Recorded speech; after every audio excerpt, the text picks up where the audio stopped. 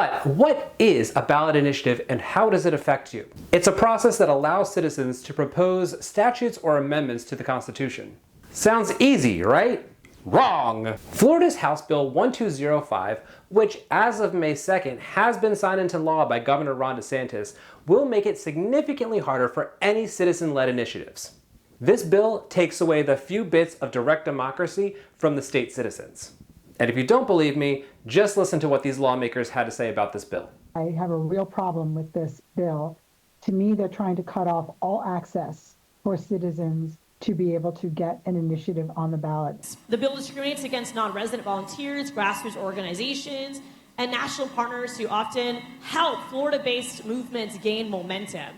Well, if it's that bad, what could this bill possibly have inside of it?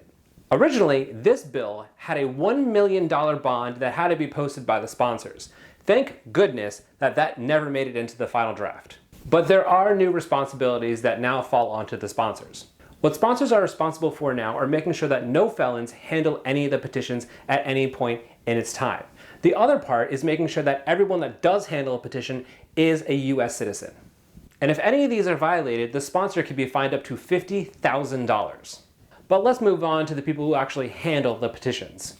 The petition collectors themselves are only allowed a maximum of handling 25 signed petitions. That includes them, their family, and their immediate family, unless those members are registered petition collectors. And to even qualify to register, you now have to reside in the state of which you're petitioning for. So, no more having friends come in from another state and helping you collect petitions. Now, to even collect signatures, you have to go through required state mandated training. And after you've gone through all that, once you get the signed petition, you now only have 10 days to submit it. It used to be 30. Why would they make it harder? Who knows? So let's be honest, members, this bill is not about integrity or transparency, it is about control. And even worse, if you're even a day late, they charge you $50 a day up to $5,000 per violation. And that's even if you can get somebody to sign the signature, because it used to be you just signed your name. Now you need your name, your address, your date of birth, and government issued ID numbers, including your driver's license number, government card number, or your social security number. These are things that the government tells you not to give out because it is a security risk to you. This is insane. And the amount of ID fraud in Florida to begin with is insane because of how many scammers are trying to target the elderly. The reason that they're pushing this through is incredibly simple. They don't want you to have a say. They don't want you to be able to directly affect your quality of life in a way that is most effective for you. So what would be the fallout from this bill?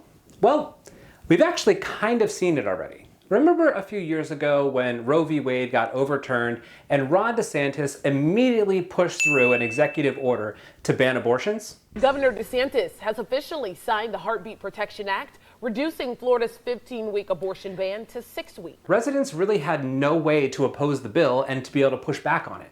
But because of ballot initiatives, citizens were able to contest it through their vote. Now the end result was that, unfortunately, the executive order still stood, even though there was an overwhelming majority of 57% to 42% to repeal that ban. It still didn't go through. But that is a story for another day because of something called the 60% rule. If House Bill 1205 was in effect when they started that ballot initiative, it probably wouldn't have ended up on the ballot at all, even though DeSantis' abortion ban is wildly unpopular in the state. So now that House Bill 1205 has passed through the House, the Senate, and signed into law, what can we do about it? Well, the first thing we can do is be more vigilant, to know what bills are going through the House and the Senate and about to be signed into law. And we need to keep putting pressure on our representatives and our senators to make sure that stuff like this does not keep going through so that we don't lose our own rights. And one way to do that is to subscribe to this channel. Because as House and Senate bills are going through the floors and being read off, I'm going to do my best to keep you guys updated of which bills are going through, which you need to pay attention to, and a little bit of what they're about. Now, please just don't take my word for it. Make sure you keep yourself educated and following up, which is why I'm leaving all my sources down in the description box. That way you guys can go straight to the state website and make sure you read it on your own.